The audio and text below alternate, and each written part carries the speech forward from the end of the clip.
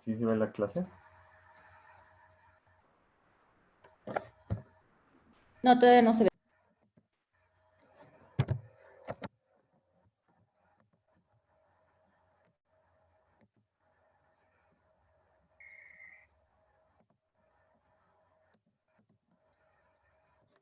Ahí ya se ve, doctora. Yo no la veo. No sé si Valdivia la vea, pero yo no. ¿Le pusiste a compartir pantalla? Porque no Sí. aparece que estás. Bueno, entonces vamos a empezar con la clase que sigue, que es respuesta y tolerancia a la radiación en los tejidos normales.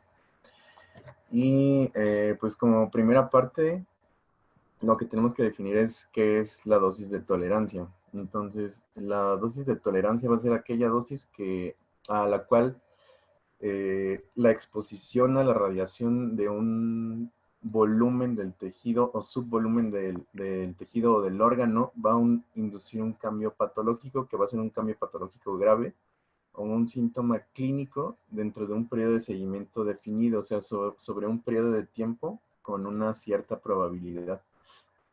Entonces, esta definición de dosis de tolerancia de un órgano va a requerir una serie de conceptos y especificaciones, dentro de los cuales se incluyen varias cosas. Se incluye el tejido u órgano bajo consideración, o sea, va a depender de cada órgano y de cada tejido.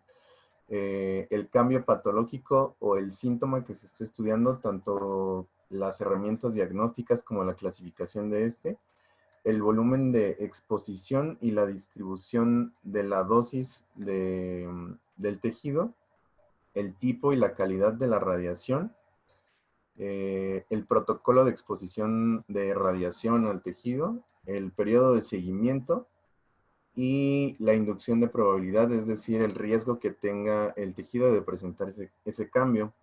Y se debe de enfatizar en que la tolerancia a la radiación de un órgano de riesgo en general o con respecto a los síntomas o cambios patológicos, pues puede estar afectada o verse significativamente afectada por el estado funcional del volumen del órgano antes de exponerse a la radiación. Es decir, por ejemplo, en pacientes que ya hayan fumado antes o que hayan tenido alguna enfermedad pulmonar y se los exponga a una dosis de radiación en los pulmones, pues los límites de tolerancia generalmente aceptados van a tener que reducirse significativamente en comparación con un paciente estándar.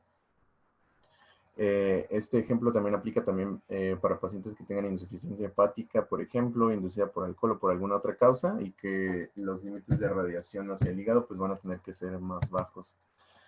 Entonces, pasando a la parte de la tolerancia y arquitectura del tejido, vamos a tener que el tejido se va a poder dividir de muchas formas. Una de las formas en las que se divide va a ser en las subunidades funcionales o FCUs, que la definición va a ser que va a ser el mayor volumen del tejido o unidad de células que pueden regenerarse a partir de una sola célula clonogénica sobreviviente.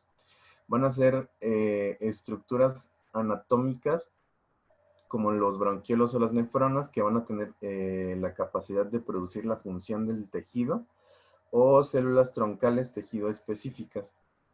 Entonces, cuando un tejido se expone a la radiación, estas FCU son esterilizadas o, por decirlo de otra forma, pues se mueren o las matan, independientemente una de otra, y esto va a provocar un daño estructural. La FCU o el daño que puedan sufrir y la severidad del daño que puedan sufrir va a depender de varias cosas. Las principales van a ser la radiosensibilidad intrínseca del tejido, la dosis de radiación que se vaya a dar, el tipo de fraccionamiento y el tiempo de tratamiento. Entonces, la organización de estas subunidades funcionales se van a dividir en dos, que van a ser la organización en paralelo y la organización en serie. Entonces, de este lado derecho tenemos una imagen que nos esquematiza cómo es que se dividen. De este lado están la organización en paralelo, en las que cada unidad, subunidad funcional va a funcionar de manera independiente. Y para que se produzca un daño dentro del tejido que se organiza en paralelo, pues van a tener que va a tener que ser un número muy bajo de FCUs para que se presente el síntoma. Las complicaciones dentro de este tipo de tejidos en paralelo van a depender de la distribución de la dosis total dentro del órgano, más que de los puntos calientes que se puedan formar dentro del plan de tratamiento. Y los ejemplos típicos de los tejidos que funcionan de esta manera, pues van a ser el pulmón, el riñón o el hígado. Y el otro tipo de organización que existe va a ser la organización en serie, en la que la función de todo el tejido va a depender de la función de cada subunidad funcional. Y la inactivación de una sola subunidad funcional puede provocar efectos adversos. Y en tales órganos, el riesgo de complicaciones, al revés que los otros, van a depender en gran medida de los puntos calientes, más que de la distribución de la dosis en todo el tejido. Y los principales ejemplos van a ser la médula espinal, el esófago o el intestino. Y es muy importante señalar que, o sea, esto es como teórico nada más, y en la realidad no van a existir órganos o tejidos que se organicen al 100% como en paralelo o como en serie. Otra forma de clasificar a los tejidos es de acuerdo a Michalowski en tejidos compartimentalizados, tipo H y tipo F. Entonces los tipo H van a ser tejidos jerárquicos en el que va a existir una célula madre que va a dar origen a células descendientes inmediatas a la célula madre, que a su vez cuando se diferencian van a formar otro tipo de células. Eh, el ejemplo más común pues van a ser las células del sistema inmunohemático, en el que todas van a descender de una célula madre y esta va a diferenciarse en algunas otras hasta llegar a su maduración. Y bueno, se me olvidó comentarles que este tipo de tejidos jerárquicos tipo H van a estar más en relación con los efectos tempranos de la radiación. Y el otro es el tipo F, que es el modelo flexible, en el cual, a diferencia de la otra, no va a haber como una organización jerárquica, y las células que se van a dividir y van a formar a otras mismas células de ese mismo tejido van a estar dentro del órgano, cumpliendo una misma función. O sea, no hay una forma de diferenciarlos de cuándo se están dividiendo, de cuándo no se están dividiendo. Y el daño de este tipo de modelo va a ser principalmente el daño tardío. Y bueno, otra cosa importante va a ser el volumen de tratamiento. En radioterapia definitiva siempre tendrá una cantidad importante de tejido sano, a pesar del tipo de radiación que se utilice. O sea, a pesar de que utilicemos una técnica IMRT, BIMAT, y de que haya una buena precisión en el tratamiento y una conformación óptima de los campos, siempre va a haber parte del tejido sano que se va o que va a sufrir daño. Y esto debido a varios puntos. Uno es que pues los tumores van a infiltrar microscópicamente al tejido sano, que hay tejido normal dentro del tumor, que van a ser principalmente vasos y tejido conectivo, que van a recibir pues la dosis total del tratamiento, y el tejido normal que va a estar dentro del trayecto del rayo de radiación, pues también va a recibir una buena parte de la dosis total del tratamiento. Entonces, la dosis de radiación óptima en radioterapia curativa se va a definir como aquella dosis asociada a una incidencia baja, generalmente de menor o igual al 5% de secuelas de una gravedad definida en pacientes curados. Entonces, vamos a dividir los efectos de la radiación en los tejidos en dos, que van a ser los efectos tempranos y los efectos tardíos. Las características de cada uno pues van a ser estas. En los efectos tempranos van a ser observados pronto durante el curso de radiación. Se van a dar principalmente en aquellos tejidos que tengan una alta proliferación, como la médula ósea, la epidermis o la mucosa intestinal. La clínica va a depender de la pérdida celular que vamos a ver más adelante, que es la hipoplasia. Y la curación de estos efectos va a depender de la proliferación de las células troncales o la migración de células troncales de otro sitio hacia el lugar en el que se afectó. Y los efectos tardíos se van a observar meses a años después de finalizado el tratamiento. La clínica va a depender de cambios complejos como cambios en el parénquima. Estos cambios pueden ser irreversibles y progresivos, y principalmente se va a dar en tejidos de baja proliferación como los pulmones, los riñones o el corazón. Y para hacer una diferencia entre los efectos tempranos y tardíos, normalmente se utilizan 90 días para definir o cambiar a uno de otro. Entonces, vamos a empezar primero con los efectos tempranos y con la fisiopatología. Entonces, en esta imagen que les muestro aquí, vamos a ver cómo o cuáles son los pasos que se van a dar después de que la radiación llega hacia el tejido sano. Va a haber una primera fase que va a ser la fase humoral, en la que va a haber mediadores inflamatorios, como los que les puse aquí, que es la interleucina 1, el TNF-alfa, el COX-2, algunas especies reactivas de oxígeno, en el que van a provocar efectos inflamatorios, y que posterior a estos efectos inflamatorios va a haber pues pérdida celular por la muerte celular, que va a producir hipoplasia. Ejemplos de estos son la epiteliosis en la piel o la leucopenia en el tejido hemático. Y después de esto se van a producir efectos secundarios. Por ejemplo, en la piel puede haber infecciones. Y después de esto, dependiendo de las células troncales que hayan quedado dentro del tejido, de cuántas hayan quedado, y si migran más células troncales hacia ese tejido, pues se va a dar la curación de este tipo de efectos tempranos. La parte más importante o que va a reflejar más la clínica del paciente, pues va a ser la parte de la depresión celular o de la hipoplasia. Y en esta va a haber una teoría en la cual que se llama hipótesis de la célula blanca, en la cual las células troncales van a ser capaces de restaurar el tejido completa y correctamente, que es lo que les dije. Y esto va a depender de cuántas hayan quedado después de haber terminado el tratamiento.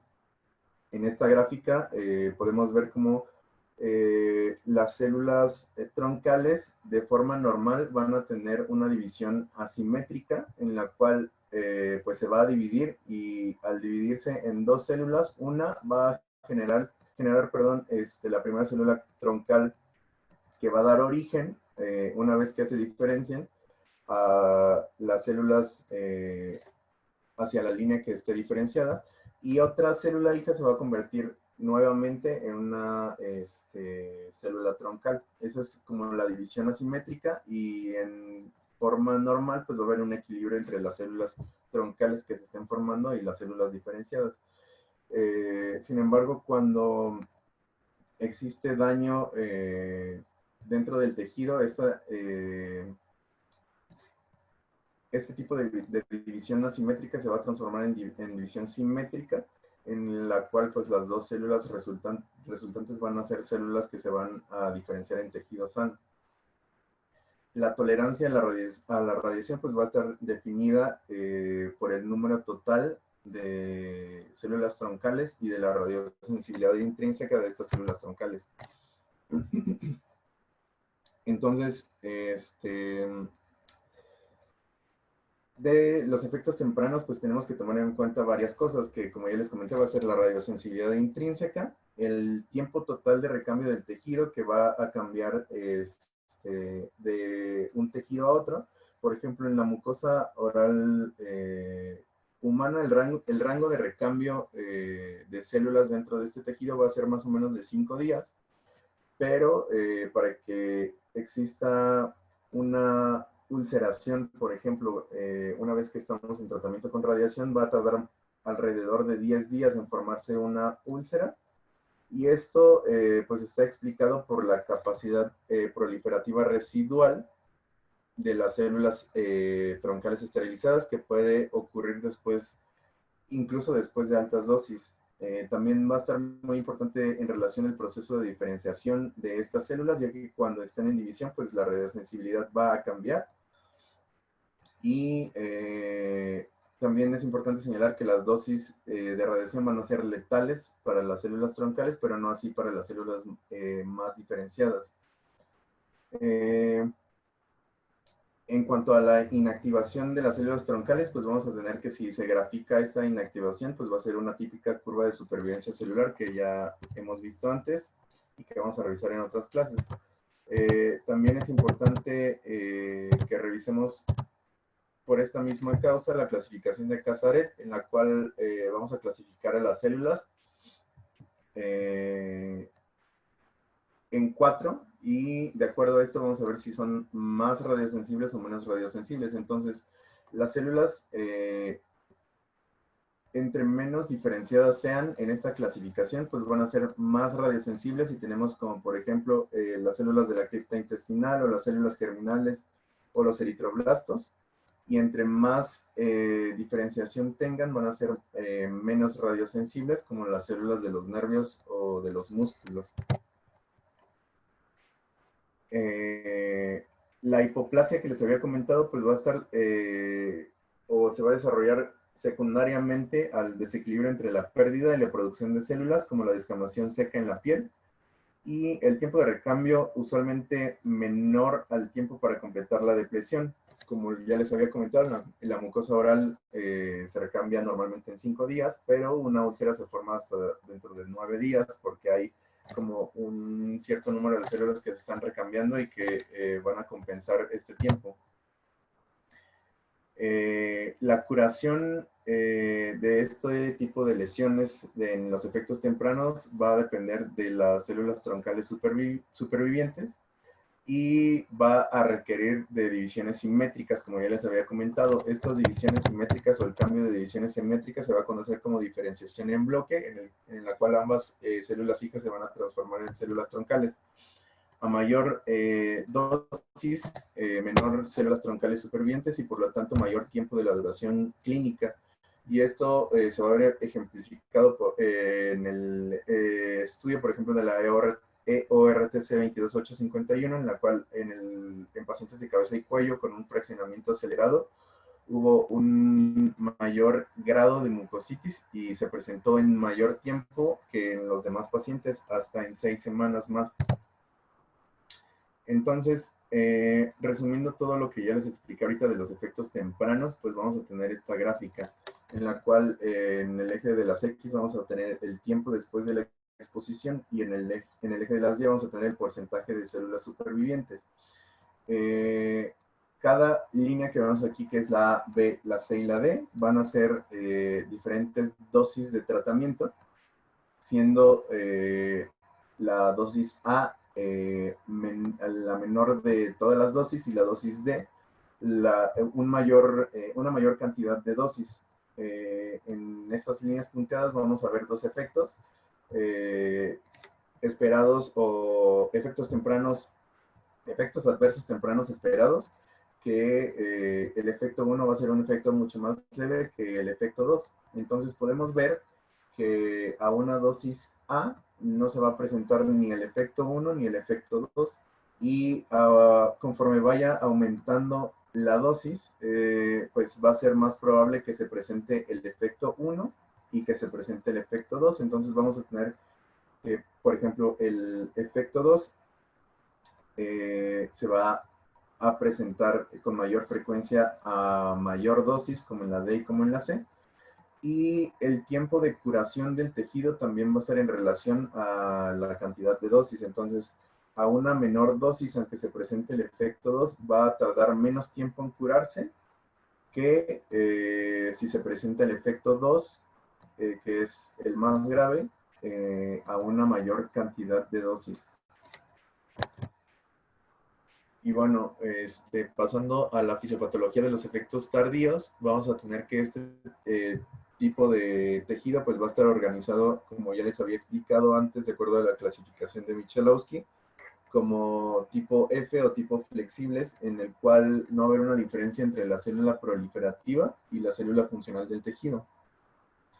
Entonces, la clínica va a depender de la depresión crítica de las células funcionales. Entonces, va a haber una proliferación compensatoria de las células del parénquima que mayor va a haber mayor muerte mitótica a mayor dosis y el tiempo de latencia va a ser menor si hay mayor muerte celular. Y la otra teoría es la teoría de las unidades subunidades funcionales que ya habíamos hablado antes, en el que otras células involucradas, va a haber otras células involucradas en el daño tardío, además de las células del parénquima, que vamos a ver en un momento más, que van a ser estas. Entonces, esta imagen pues nos resume en general cómo es la fisiopatología de los efectos tardíos. Entonces va a haber daño después de una dosis de radiación o de una dosis total de tratamiento, no solamente a las células del parénquima, sino también al endotelio, a los fibroblastos y a los macrófagos. Entonces, las células vasculares van a sufrir apoptosis y también pueden morir por catástrofe mitótica después de la radiación. Los fibroblastos que se encuentran en una fase mitótica después de una dosis de radiación van a ser llevados a ser postmitóticos y esto va a provocar que haya un aumento de la producción de colágeno por parte de estos fibroblastos y los macrófagos a su vez van a inducir daño produciendo especies reactivas de oxígeno. Entonces, combinada la lesión que hay tanto a las células del parénquima como a estos tres grupos de células, van a provocar un daño general en el órgano que va a provocar una disfunción y conforme pasa el tiempo una pérdida de la función de ese órgano. Entonces, en estas gráficas vamos a tener el tiempo de latencia entre, o sea, el tiempo en el que se presenta esa pérdida de la función en relación con la dosis. Entonces, vamos a tener que esta va a ser inversamente proporcional a la cantidad de dosis. Entonces, a mayor dosis, el tiempo de latencia va a ser menor. Eso quiere decir que pues, el efecto tardío se va a presentar antes y a menor dosis va a haber o se va a tardar más en expresarse este efecto tardío. Entonces, en esta parte se señalan dos seguimientos. Un seguimiento 1 en el cual se sigue a los pacientes durante un periodo de tiempo más corto que en el tiempo 2. Y esto pues nos hace ver en la otra gráfica que lo que les había mencionado, que la dosis va a estar inversamente proporcional al tiempo de latencia. En cuanto a la evaluación y la documentación de los efectos adversos, se debe considerar varias cosas. Uno, la frecuencia de la evaluación de estos efectos y la escala que se utilice. Entonces, se recomienda que en los efectos tempranos se tienen que evaluar semanalmente durante algunas semanas y que los efectos tardíos se tengan que evaluar cada cierto tiempo, cada ciertos meses y posteriormente cada año, dependiendo de qué sea el tejido u órgano que estemos evaluando. Entonces, hay una clasificación estandarizada tanto para investigación como para clínica, en la cual se van a dividir estas, se van a dividir los efectos adversos tempranos y tardíos en grados del 0 al 5, siendo el 1 en general, o sea, independientemente del tejido. El grado 1 va a ser reversible y se van a curar sin intervención. El grado 2 requieren de tratamiento ambulatorios sin tener que frenar el tratamiento con radiación. El grado 3 en el que requieren de hospitalización y que pueden requerir de interrupción de la radiación. Y el grado 4 que pone en peligro la vida del paciente y que requiere del cese o de la finalización del tratamiento con radioterapia. Y bueno, ya con estas clasificaciones estandarizadas, pues hay varios sistemas para medir o evaluar los efectos adversos, que van a ser el CTC de 1983, el RTOG o RTC de 1984 el Lensoma, que va a ser para efectos tardíos, que se desarrolló en 1985, y el CTCAE, que se desarrolló en el 2003. Entonces, ahora vamos a hablar de la toxicidad órgano específica y vamos a ver de cada uno de los tejidos algunas características importantes. Primero vamos a hablar de la piel, en el cual el mecanismo de daño, pues el daño inicial va a ser hacia las células basales de la epidermis, a las células de Langerhans y a las células vasculares. Normalmente el tiempo en el que se presenta el daño inicial lo podemos ver desde las 24 a las 48 horas de la primera fracción con 2 Grays, un eritema leve inicial. Y como tal, ya la descamación seca se va a observar hasta la tercera semana de tratamiento o hasta que alcance aproximadamente unos 30 Grays. La descamación húmeda se puede observar de las 4 a las 5 semanas o hasta que se alcancen 45 a 60 Grays. Y una vez que se finalice el tratamiento, la regeneración completa de la epidermis más o menos va a tardar de 1 a 3 meses. Van a existir ciertos factores de riesgo para que los pacientes presenten toxicidad hacia la piel y el grado de toxicidad va a estar en relación a estos también, como el sitio del cuerpo que se esté radiando, siendo más probable que se presenten alteraciones en el cuello, en las mamas, en la cara o en el cuero cabelludo. Algunos factores asociados al paciente como obesidad, la edad, entre más grande sea el paciente, pues más fácil que se presente toxicidad a la piel, el sexo femenino, exposición crónica al sol, tabaquismo o que la paciente haya, en el caso de pacientes que se esté tratando la mama, que hayan recibido antes de reconstrucción mamaria o que tengan implantes. También enfermedades preexistentes en los pacientes, como enfermedades del tejido conectivo, como el escleroderma, o desórdenes de radiosensibilidad, como el síndrome de ataxia y telangiectasia. Y también algunos medicamentos pueden hacer que sean más susceptibles, como las antraciclinas, los taxanos, los antimetabolitos como gemcitabina o capecitabina, algunos antibióticos, los antituberculosos y la simvastatina. Entonces, aquí les presento las clasificaciones de la radioepitelitis, que se va a dividir, como ya les dije, del 0 al 5, que es como lo general. Y podemos ver que en el grado 1 pues va a haber un eritema leve y ese va a ir aumentando conforme pasen los grados. Va a haber descamación seca en el grado 2, descamación húmeda en el grado 4 y en el grado 3, perdón, y en el grado 4 va a haber ya ulceración y hemorragia del tejido. En estas imágenes les pongo los ejemplos de los tipos de radioepitelitis, avanzando de la A a la F, pues de los grados. Entonces en esta imagen podemos ver un grado 1 en el cual únicamente vemos una hiperpigmentación y un eritema leve, un grado 2 en el cual el eritema ya es más marcado, el grado 3 en el cual ya hay descamación húmeda en parches, y el grado 4 en el cual pues ya vemos ulceración y hemorragia en el tejido. En cuanto a la toxicidad tardía, esta se va a presentar años después de que se haya terminado el tratamiento, y las principales toxicidades tardías dentro de la piel van a ser la fibrosis subcutánea, la induración, la reducción del tejido graso y la formación de telangiectasias que van a formar atrofia y disqueratosis en la piel. En cuanto al tratamiento, pues dependiendo del grado de radioepitelitis va a ser el tratamiento. Entonces, en el grado 1, el tratamiento van a ser cuidados generales de la piel. En cuanto haya descamación seca, se pueden utilizar se puede utilizar una capa fina de una crema que sea hidrofílica y que no contenga perfume, como las que recomendamos a los pacientes en una consulta.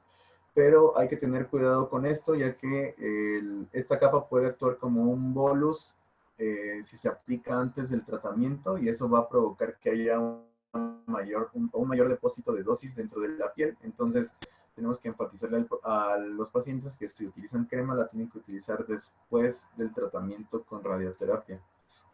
En cuanto a los grados 2 a 3, se recomienda aplicar gasas en el tejido dañado, ya que esto nos va a ayudar a disminuir la probabilidad de que se infecte el tejido, nos va a ayudar a absorber la descamación húmeda, y en caso de que haya dolor, pues se debe de prescribir antiinflamatorios no esteroideos y esteroides, que estos se pueden utilizar en el grado 2 o 3 como tratamiento o como prevención en el grado 1.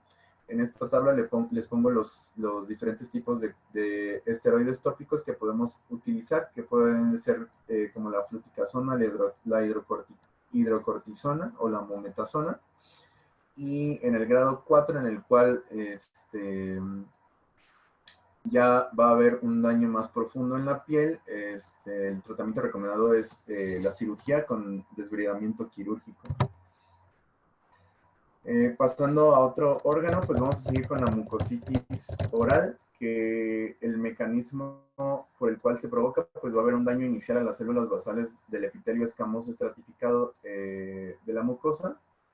Va a haber daño también a las células endoteliales y al tejido conectivo. El tiempo para que se presente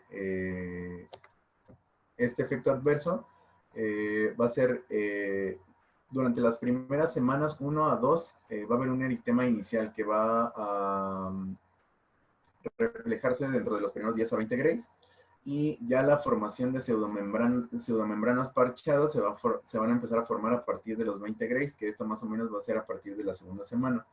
Ya como tal la formación de úlceras van a formarse a partir de la cuarta, quinta semana, y estas van a estar reflejadas a partir de más de 30 grays, y la curación completa del epitelio se va a dar de 3 a 6 semanas una vez que se haya finalizado el tratamiento. En cuanto a la clasificación, también aquí tenemos la clasificación tanto de la RTG como de la OMS, como de la CTCAE, que también va a estar dividida en 1, 2, 3, 4 y 5. Entonces, pues podemos ver que también la va a dividir cuando va a ser o hay irritación leve que no requiere de analgesia, cuando ya hay descargas serosanguinolentas que ya requieren de tratamiento con analgesia, cuando ya hay mucositis confluente y que el dolor va a ser tan fuerte que va a requerir de narcóticos, y cuando ya hay ulceración, hemorragia o necrosis, pues ya se va a tratar de un grado 4. En estas imágenes les muestro un grado 1 en el cual pues, el paciente no requería de tratamiento analgésico y únicamente había irritación o eritema leve, y un grado 3 en el cual podemos ver ya pseudomembranas y úlceras en la lengua. En cuanto al tratamiento, va a abarcar varias cosas. Uno, los cuidados generales de la boca, en el cual pues, se le recomienda al paciente que tenga una buena higiene de la boca y que haya un soporte nutricional, ya que este tipo de lesiones pueden provocar que los pacientes no estén comiendo y que por lo tanto haya un déficit nutricional, que a su vez va a hacer que haya menor probabilidad o que tarde más en curarse el tejido. El manejo del dolor, que puede ser manejado tanto como de manera sistémica como de manera tópica. Se puede utilizar benzidamida, 15 mililitros cada 1 a 2 horas. También está indicado el uso de doxepina, que es un antidepresivo tricíclico para el prurito y el dolor neuropático. Se recomiendan colutorios de 25 miligramos en 5 mililitros de agua, y que estos colutorios se hagan de 3 a 6 veces al día.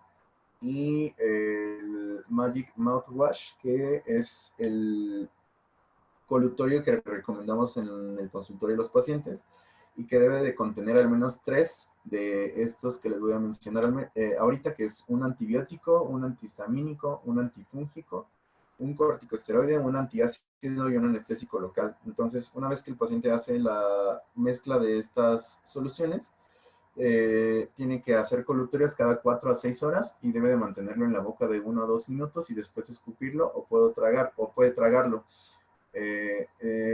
Después de que hacen este tipo de colutorios, se recomienda que no consuman ningún tipo de alimento dentro de los primeros 30 minutos después de haberlo deglutido. Otro efecto en los tejidos normales va a ser la serostomía, que va a producirse por un daño inicial a las células productoras de la saliva, y que esto a su vez va a producir una alteración en los mecanismos de señalización en la excreción de agua que van a provocar pues este síntoma. El tiempo en que se produce este síntoma, pues vamos a ver que hay una reducción más o menos del 50 al 60% de la producción de saliva en las primeras 2 semanas de tratamiento. Esto más o menos a partir de los 10 a los 20 Grays, y una reducción hasta al 20% de la producción de saliva a partir de la 7ª semana de tratamiento, con una reducción paulatina de la producción de saliva hasta aproximadamente 6 meses una vez que se finalizó el tratamiento. Normalmente pueden ir recuperando la función de la producción de saliva, aunque de manera muy leve. Sin embargo, cuando los pacientes reciben más de 60 Grays, este efecto adverso puede ser permanente. Igual, la clasificación, pues la vamos a dividir del 0 al 4, dependiendo de qué tan afectadas estén las glándulas salivales. Teniendo un grado 1 cuando hay o tienen boca seca de manera leve, y así conforme vayan aumentando la gravedad de los síntomas. En cuanto al tratamiento, se recomiendan enjuagues bucales con solución salina, 15 mililitros durante 30 segundos, y se deben evitar enjuagues preparados con alcohol. También se recomienda a los pacientes enjuagues, se recomienda a los pacientes realizar o masticar para estimular la producción de saliva. Y también existen suplementos de saliva que pueden estar hechos en soluciones, sprays o geles, y pues no se recomiendan de manera general, ya que la actividad de este tipo de suplementación va a tener una corta duración. Y en general este tipo de suplementación va a tener carboximetilcelulosa, que van a aumentar la viscosidad de la saliva. También están indicados algunos cialogogos, como la pilocarpina, que se puede dar en dosis de 5 miligramos cada 8 horas, y que se debe ir titulando la dosis hasta no más de 30 miligramos al día.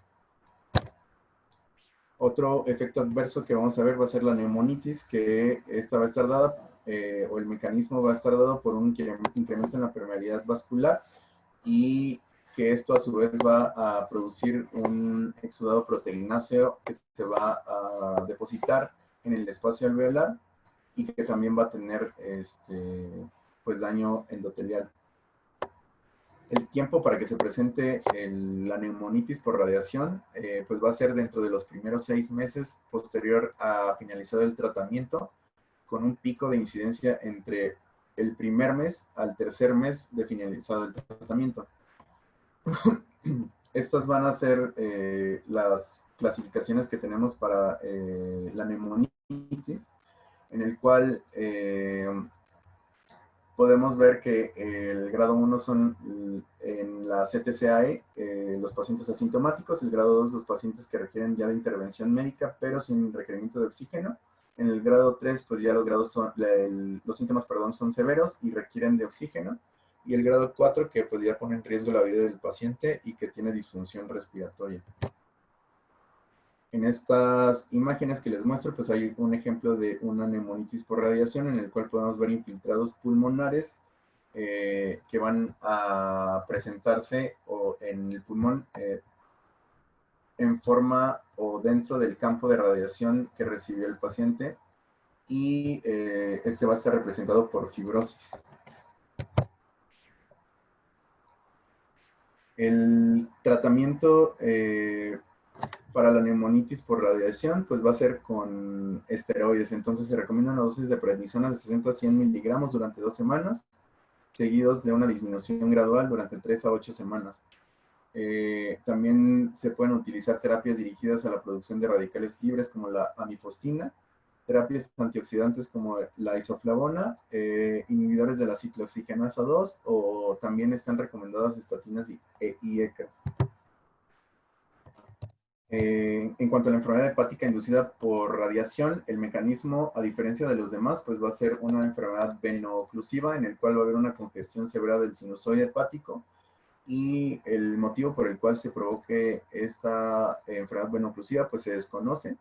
El tiempo para que se presente este tipo de enfermedad pues va a ser de 4 a 8 semanas después de terminado el tratamiento y la dosis media a partir de la cual es más probable que se presente la enfermedad hepática inducida por radiación va a ser aproximadamente los 30 a 35 grays que haya recibido el hígado. En cuanto al tratamiento, el tratamiento únicamente va a ser de soporte y va a ser como el tratamiento de cualquier paciente con insuficiencia hepática, que va a incluir diuréticos, analgesia, paracentesis en caso de que lo requiera, corrección de la coagulopatía en caso de que así sea, y esteroides. Entonces, la mayoría de estos pacientes van a tener una resolución completa de los síntomas con estas medidas nada más en 1 a 2 meses una vez que se inician los síntomas.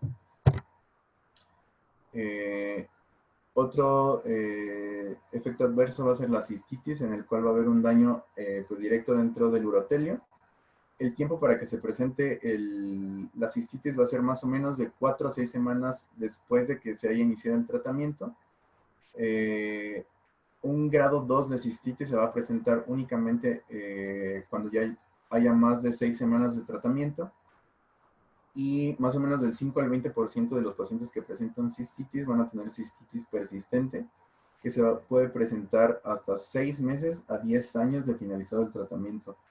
Y para que los pacientes desarrollen este tipo de cistitis persistente, pues va a haber ciertos factores de riesgo como tabaquismo, que tengan un índice de masa corporal de más de 30, o que hayan tenido cualquier procedimiento dentro de la vejiga antes del tratamiento con radiación, o que hayan recibido dosis altas por fracción.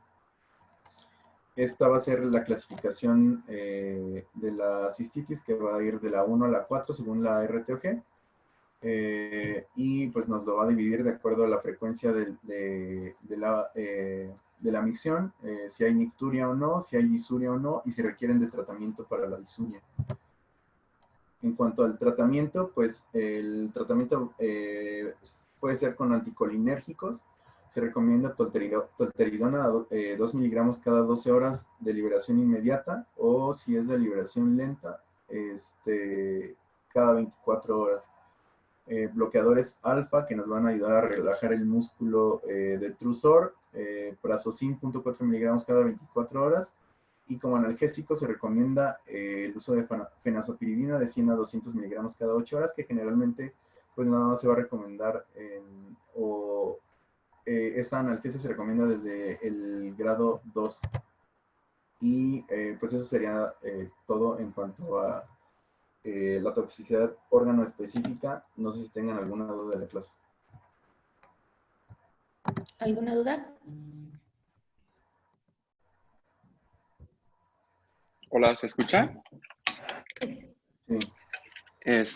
Bueno, yo quisiera hacer más que todo algunos comentarios sobre manejo de toxicidad.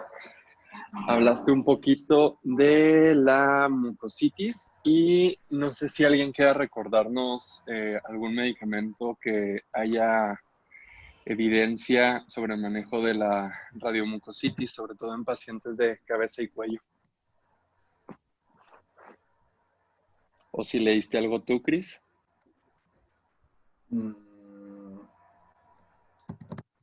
No recuerdo ahorita como algún medicamento en específico. Valdivia, Germán o algún R2. Pero no escuché la pregunta, ¿pueden repetirle? ¿Algún medicamento que esté probado para manejo de mucositis, sobre todo para prevención de la radiomucositis en pacientes de cabeza y cuello? Ah,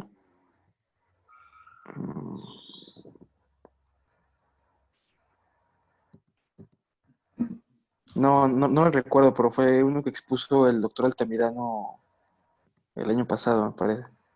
Pero no recuerdo el Bueno, nombre del medicamento. valdría la pena que leyéramos todos un poquito de la mifostina.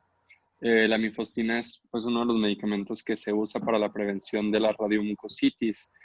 Es sobre todo preventivo y tiene un mecanismo de acción que es bastante interesante, ya que es selectivo al momento de proteger a las células normales del daño a la radiación y no protege a las células tumorales.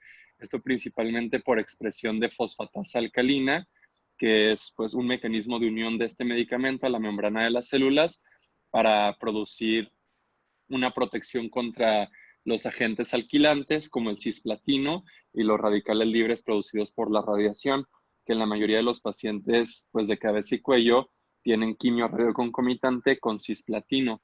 Entonces es interesante que lo leyéramos porque además hay literatura de que también protege contra nefrotoxicidad y tiene ahí algunos otros usos. No sé si alguien tenga otro comentario.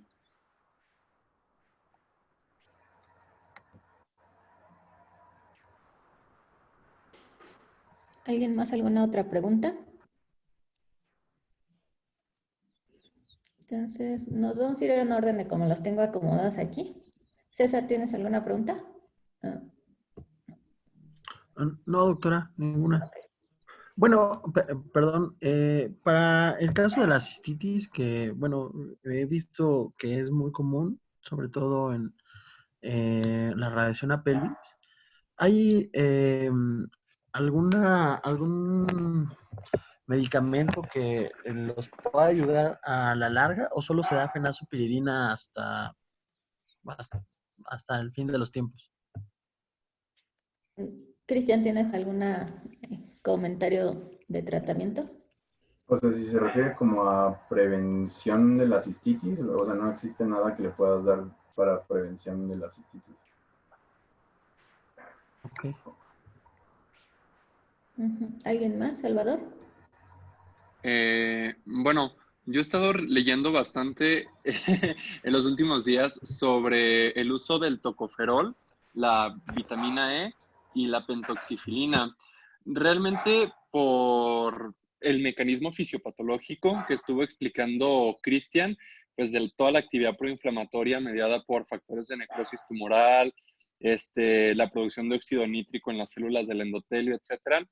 Hay bastantes revisiones, incluso hay una revisión de Cochrane en la cual hablan de pentoxifilina más tocoferol, o sea, sea en combinación o solos cada uno de estos medicamentos, y pareciera que existe pues beneficio dado el mecanismo fisiopatológico, aunque no está bien establecido el esquema, la dosis, durante cuánto tiempo, no solo para cistitis, sino para muchas otras condiciones inducidas por radiación como la osteoradionecrosis, como la proctitis por radiación. Entonces, pues yo creo que sería interesante que leyéramos un poquito de esto, porque la mayoría de las intervenciones que hacemos pues actualmente ahí en radioterapia, pues están sobre todo como muy condicionadas al manejo sintomático y que se resuelva, pero sí valdría la pena que leamos un poco y empecemos a hacer intervenciones para tratar una causa subyacente. En este caso, el mecanismo inflamatorio que hay subyacente en estas condiciones. Ok. Entonces, César, ¿nos puedes repetir cómo es la clasificación de Casaret? Am, sí, mm, pues se supone que está dividida por la exposición, ¿no? El grado de toxicidad, que son inocuos, ligeramente tóxicos y medianamente tóxicos, pero no recuerdo más. O sea, son categorías y están basados en las observaciones histopatológicas. Van desde lo más sensible hasta lo más, bueno, a lo más, digamos, o menos resistente, ¿no? y son en 4 grupos. Entonces se basa en eso, básicamente en observaciones histopatológicas. Sensible, radioresistente. En el grupo 1, por ejemplo, tienen las células no diferenciadas, que pues son las más sensibles. Y en el grupo 4 son las células que no se dividen, que son más diferenciadas y que en teoría son más, más resistentes o menos sensibles, ¿no? A ver, Valdivia. De la clasificación de Michalowski, ¿cuáles serían la población tipo H y la tipo F con algunas características? Pues la tipo H, el ejemplo que puso Cristian es las células del sistema linfohematopoyético que a partir de células que tienen mayor capacidad de diferenciación van dando origen a células más, más especializadas a partir de células madre que se están autorreplicando. Y las F, las de organización tipo F, el ejemplo, bueno, son células que se originan y que dan origen a otras, o sea, que se replican y que dan origen a células hijas dentro del mismo órgano, como son los hepatocitos. Sí, ejemplos digamos, población tipo H son, como dijiste, la médula ósea, epidermis también y el epitelio, ¿no? Y en cambio las flexibles, pues son, por ejemplo, hígado, piel, tiroides, no tienen comportamiento jerárquico, no tienen compartimentos tampoco, y en general, pues digamos, no están como tan condicionadas a dividirse típicamente a menos de que haya alguna respuesta o daño, ¿no? Y, ¿qué otra cosa? ¿Quién más? Eric. Sí.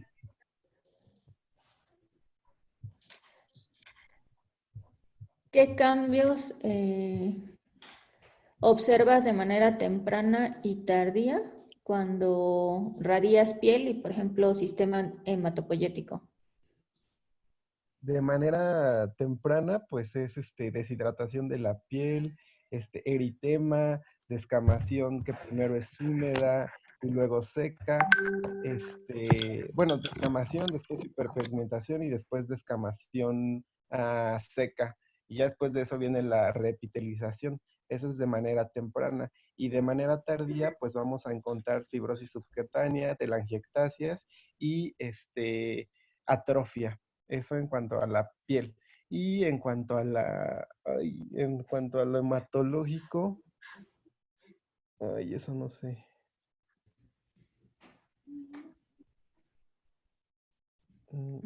¿Alguien que le ayude?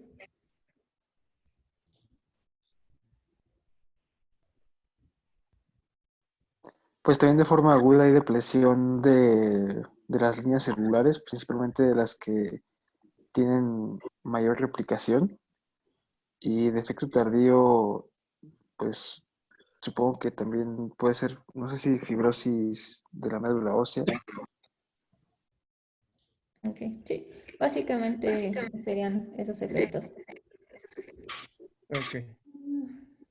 Germán, ¿has leído cómo se empezó a estudiar la exposición a la radiación en la piel?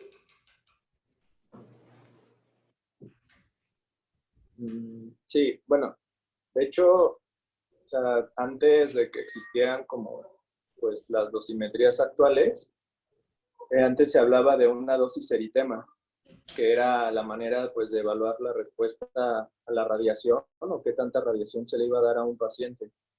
Y pues porque es de los primeros órganos que se ven afectados, o sea, de manera temprana. Y esto pues explica por lo que ya habíamos mencionado desde mi clase, que los tejidos que son pues jerárquicos y de alta replicación son los que sufren efectos tempranos, como la piel. Entonces, pues al ser un tejido que está bien estratificado, pues se puede, bueno, es como de los principales que se ha estudiado. Entonces, pues ahí se explica muy bien las células que son progenitoras y se comienzan a diferenciar, o más bien, la recuperación es cuando las células progenitoras ya se diferencian hasta volver a tener su, pues como su función normal. Por eso normalmente la respuesta temprana pues es muy aguda, es importante, pero la recuperación pues también tiende a ser muy, muy rápida. Y pues nada más. Sí, y recientemente la piel que se utiliza por su semejanza es la piel de los puerquitos o de los cerditos y en ocasiones la de las ratas para ver la respuesta que se tiene con la radiación. Y Alfredo, Sí, en cuanto a la nefropatía inducida por radioterapia, ¿has leído justamente de lo que hablábamos de algún medicamento que pueda prevenir el desarrollo de esta nefropatía? O dentro de había lo que leído el vi. efecto Ajá. de ciertos antioxidantes como para la prevención, pero pues nada consistente, doctora. Ok. ¿Alguien conoce algún medicamento que se pueda utilizar, que haya estudios, que existan estudios? Pues Mm, creo que los yecas, o sea, los mismos yecas, se ha visto efecto protector. Y también la misma mifostina que ya había, que dijo Chava, para las glándulas salivales, también se ha visto que sirve como nefroprotector. Sobre todo porque al igual que en las glándulas salivales, pues tienen, o sea, se acumulan, tienen alta concentración en esos tejidos. Y pues entre muchas funciones que tienen, pues una de ellas es proteger a las células de radicales libres, que sonaría como un poco contradictorio si ese es el efecto que quisiéramos, pero como es un tejido pues de riesgo que queremos proteger, pues ahí sí serviría como bloquear esos radicales libres, al igual que en las glándulas salivales. Pero no es que esté dirigido a eso, sino que como un efecto, pues digamos, de la farmacodinamia, de del medicamento, pues se acumula en grandes cantidades en los riñones y en las glándulas salivales. Ujú. Sí, en efecto, IECAS, y también los ARA, dos son también se pueden utilizar. ¿Y quién más me falta? ¿Alguien más? doctora, per- perdón, pero había leído algo sobre las cápsulas de azul de Prusia. Para toxicidad, ¿cuál?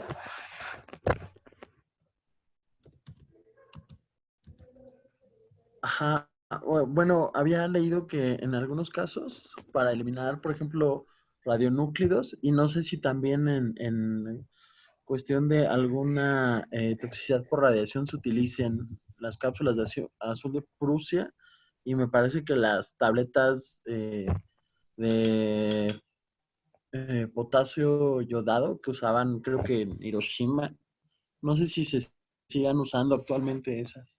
Pero, a ver, ¿quién nos puede? Realmente, o sea, eso es como para ingesta incidental de radionúclidos, o sea, principalmente cesio y talio.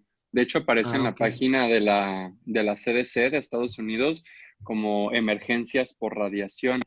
Entonces, de alguna forma, el azul de Prusia lo que hace es captar los elementos en el intestino y reducir el tiempo de decaimiento para que decaiga la actividad que tenga eso, pero no como tal es un medicamento que se utilice para el manejo de la toxicidad por radioterapia, ya que la toxicidad por radioterapia ya está establecida en el tejido, ¿me explico? No es como que tengas propiamente Sí. radiación que esté haciendo ahí efecto de manera continua. Ujú. Ok. Sí, en efecto, básicamente no es el tipo de radiación que nosotros utilizamos, ¿no? Es Ok. contaminación por radiación, ¿no? Y principalmente que sea contaminación Ok. interna. Y Ok. Daniel, ¿tienes audio?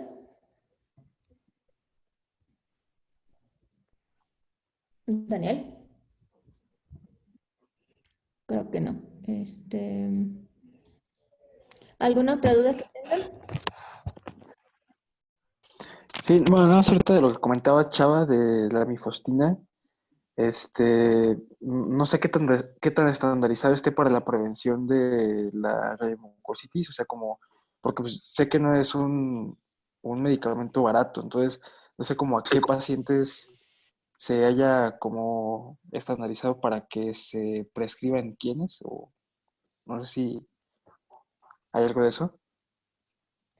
Pues básicamente son pacientes en los que, bueno, obviamente pues de cabeza y cuello, en ocasiones esófago, pero serían aquellos localizados muy cerca de la cavidad, más cerca de la cavidad oral. Tampoco van a ser pacientes que vayas a tratar en la cavidad oral, por ejemplo, propiamente aquellos que sean de cavidad oral o orofaringe, pero sí se prefiere en un intento por optimizar como, digamos, los recursos, se preferiría aquellos que estén cercanos a. Aunque en algunas ocasiones también se puede extender el uso a cualquier paciente que se van a radiar, digamos, cabeza y cuello, independientemente de la localización. Y sí, sí hay protocolos, digamos, como estandarizados a quienes dar y cómo administrar. Sí, Ok, gracias. y de hecho de la mifostina, digo, es importante que lo mencionemos, es distinta la dosis que se utiliza dependiendo de la toxicidad que quieras evitar. O sea, no es lo mismo la dosis que vas a utilizar, por ejemplo, para reducir mucositis en cabeza y cuello, a la dosis que quieres, por ejemplo, para prevenir nefrotoxicidad aguda, principalmente por el cisplatino. Entonces, dependiendo de lo que quieras, el protocolo es distinta la dosis y el ritmo de infusión que le vas a dar. Sí, sí, sí está como estandarizado. Y digo, este tema creo que es bastante amplio. Podemos así estar hablando de cada órgano, porque cada órgano tiene tanto su fisiopatología para toxicidad aguda, toxicidad crónica, de la misma manera la clínica y el tratamiento. Entonces es un tema que yo creo que no se deben de quedar solo con lo que vimos en la clase. Creo que hizo un bastante buen resumen Cristian en las diapositivas que nos presentó, pero aún así si uno se pone a leer, tan solo han visto el libro de toxicidad del doctor, ¿no? Es un libro completo en el que se detalla a profundidad más cada aspecto. Entonces, conforme ustedes vayan rotando o en los consultorios que estén, traten de dedicarle un poco de tiempo a leer esta parte, porque realmente no va a haber otro momento en el cual se sienten a verlo a lo largo de su carrera. Ujú. Entonces, ¿algún otro comentario? Si no hay nada más, pues final. Yo quisiera hacer un último comentario. Digo, tiene que ver con la clase, pero también tiene que ver con nuestra práctica diaria. Creo que valdría la pena bastante el hecho de que en nuestras notas ya nos ajustemos a algún modelo para relatar toxicidad. O sea, ya sea el de el CTCAE en versión 5 o el de RTOG. O sea, valdría la pena que ya pongamos números únicamente con alguno de esos dos protocolos. Sobre todo desde el punto de vista de que en algún momento que tengan que llenar bases de datos para algún artículo que quieran publicar, para su tesis, etcétera, sí es mucho más sencillo que esté así documentado en las notas y es más estandarizado, más creíble al momento de reportarlo a que si nada más ponemos náusea leve o náusea sin llegar al vómito. Digo, vale la pena. De hecho, son tablitas incluso que podríamos tener cada quien en el consultorio o no sé, para así reportar todo de manera similar. Es un muy buen comentario el que mencionas. Digo, no, no lo mencioné yo creo que porque los que han rotado conmigo abajo ya saben que lo hacemos. Es pesado, sí, pero sí les va a servir, ¿no? Porque a veces dicen la nota, no le ponen nada en síntomas y abajo tiene una receta y nadie sabe, o lo peor, ¿no? Ni dice síntomas ni nada, pero el paciente ya está con tratamiento. Entonces, yo creo que es algo bueno que ustedes empiecen a hacer. ¿Con cuál? Depende, ¿no? O sea, depende de... A mí me convino más utilizar la de CTCAE para síntomas ginecológicos, urinarios y gastrointestinales, pero pues hay que compararlos, ¿no? El chiste es, como dice Salvador, usar un formato, ya sea RTOG, CTCAE, también está SOMA, que pues no está tan útil ocasionalmente, pero sí que lo empiecen a hacer al menos con algunos síntomas y les va a servir. Ujú. Gracias por el comentario, Salvador. No, por nada, doctora. Y pues creo que ahora sí, si no hay nada más, finalizamos y nos vemos el jueves a las 7. Ese sí a las 7, por favor, para que el que sea que esté en Braqui pueda empezar un poquito temprano. Ujú. Gracias. Gracias. Gracias. Bye. Bye.